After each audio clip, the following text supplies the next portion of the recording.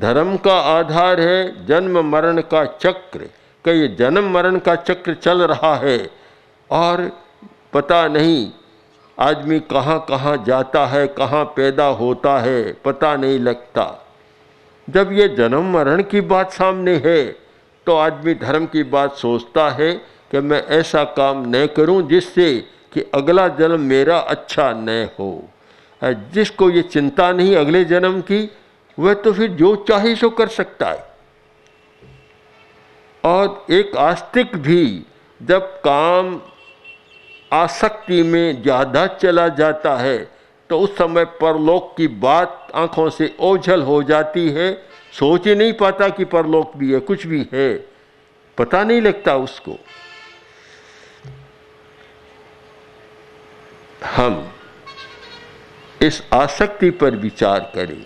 मैं तो मानता हूं कि ये परलोक नहीं है, पुनर्जन्म नहीं है, पूर्व जन्म भी नहीं है, केवल एक मनुष्य यंत्र की तरह पैदा हो गया और समाप्त हो जाएगा।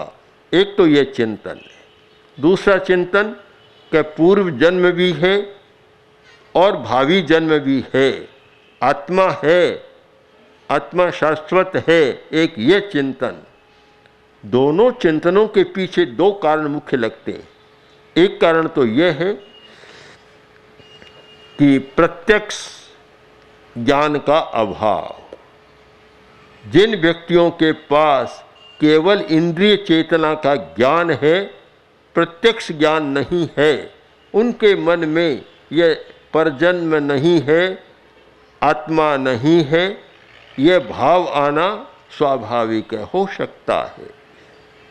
क्योंकि जो ये विश्वास करते हैं कि आंखों देखा सच, में आंखों देखे सच पर विश्वास करता हूँ, और आत्मा, परमात्मा, पूर्व जन्म और पुनर्जन्म ये आंखों देखा सत्य नहीं है, केवल पढ़ा हुआ सुना हुआ सत्य है, इसलिए मैं इस पर विश्वास नहीं करता। एक कारण यह हो सकता है नास्तिकवाद के पनपने में, और सच्चाई के अस्वीकार का एक बड़ा कारण है प्रत्यक्ष दर्शन का अभाव।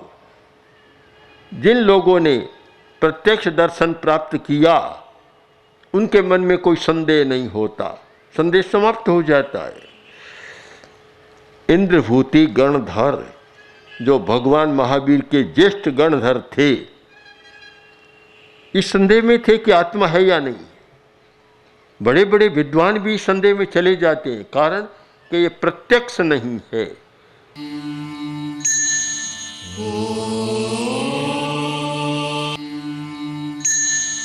Oh